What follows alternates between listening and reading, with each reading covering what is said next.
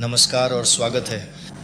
आज मैं आपसे हाइड्रोजन 1 H1 NMR स्पेक्ट्रोस्कोपी के कुछ मूलभूत पहलुओं के बारे में बात करना चाहता हूं, खासकर उन सवालों के संदर्भ में जो छात्रों को IB केमिस्ट्री स्टैंडर्ड लेवल की परीक्षाओं में हल करने होते हैं।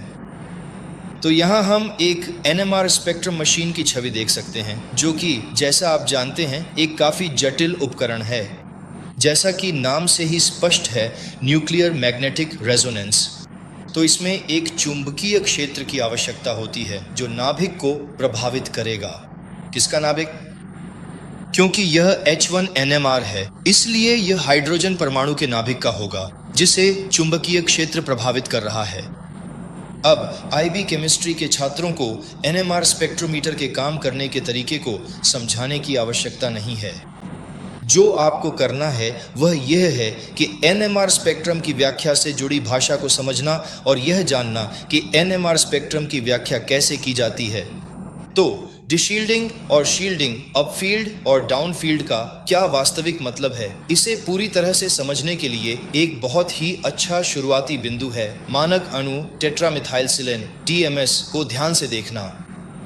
और जबकि TMS की संरचना और उपयोग SL के लिए आवश्यक नहीं है, यह एजल के लिए आवश्यक है।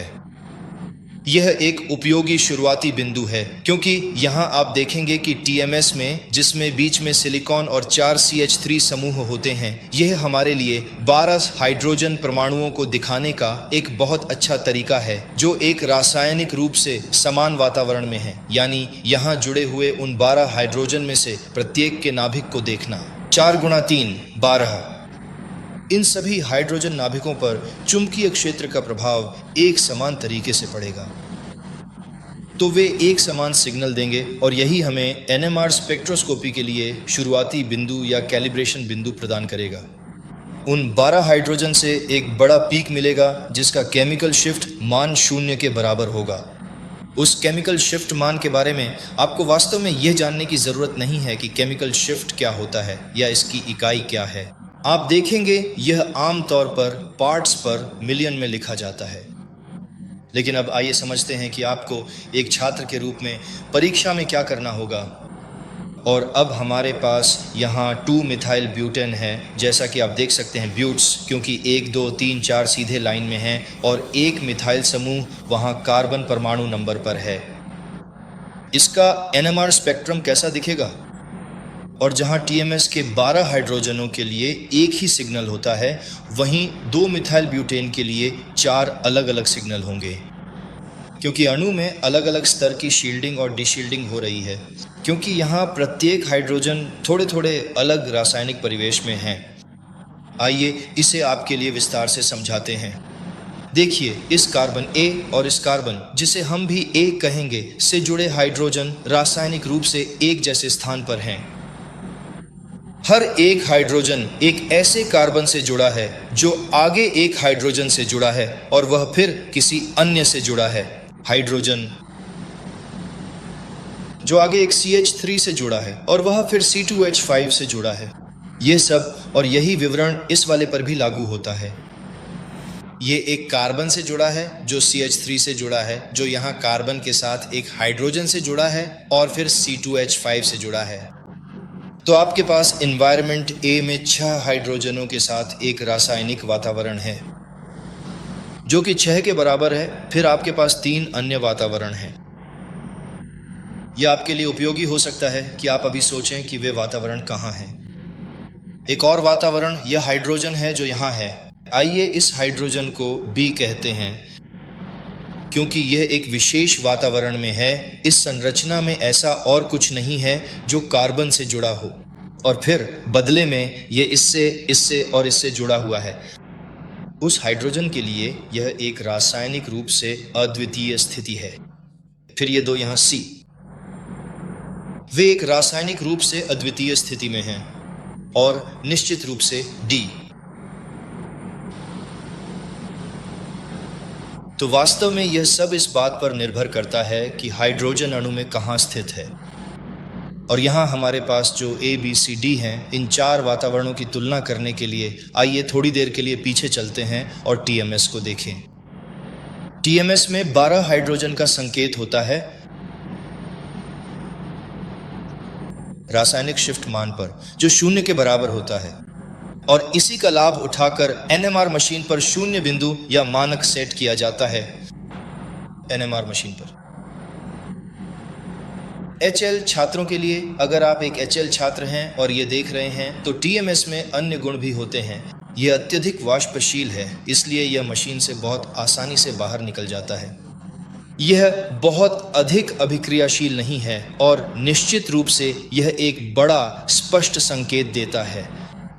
लेकिन अब वापस आते हैं 2 मेथिल ब्यूटेन पर। हम देखेंगे कि एक हाइड्रोजन वातावरण का संकेत 6 है, दूसरे का बी का संकेत 1 है, एक और C जो 2 के अनुरूप है, और अंत में D जो 3 के अनुरूप है। तो हमें क्या मिलेगा?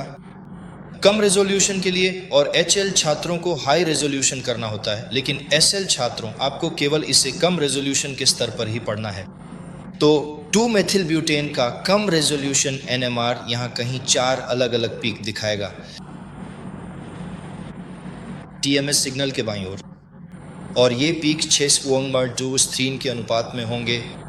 वे ठीक कहाँ होंगे, कौन सा पीक ज़्यादा डाउनफील्ड या अपफील्ड होगा, या कौन सा ज़्यादा डिशील्डेड या शील्डेड होगा, यह कहना मुश्किल है, क्योंकि 2 मेथिल ब्यूटेन में बहुत सारे मेथिल समूह होते हैं।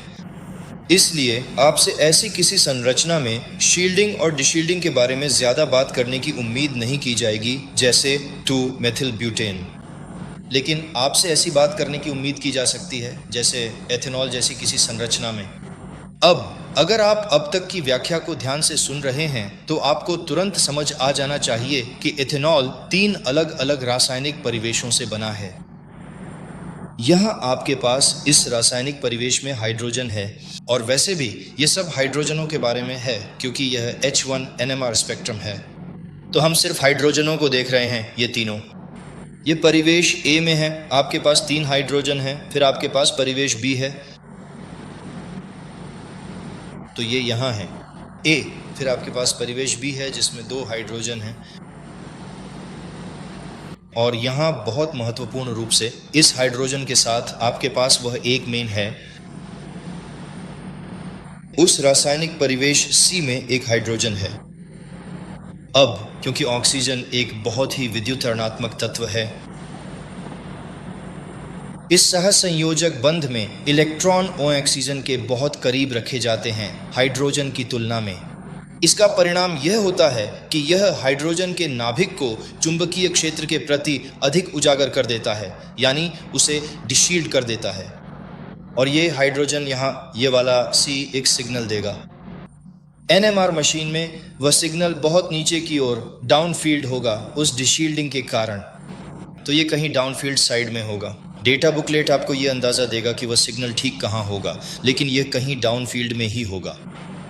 फिर एनवायरनमेंट B में मौजूद हाइड्रोजन भी एनवायरनमेंट A के हाइड्रोजन की तुलना में थोड़ा और डाउनफील्ड होंगे, क्योंकि एनवायरनमेंट B उस OH समूह के और करीब है। OH समूह वहाँ भी, और इसका भी डिशील्डिंग पर कुछ असर पड़ेगा जो इलेक्ट्रॉनों को इस दिशा में खींचेगा, और सिग्नल B सिग्नल C की तुलना में थोड़ा कम डाउनफील्ड होगा, और अंत में सिग्नल A TMS के सबसे करीब होगा।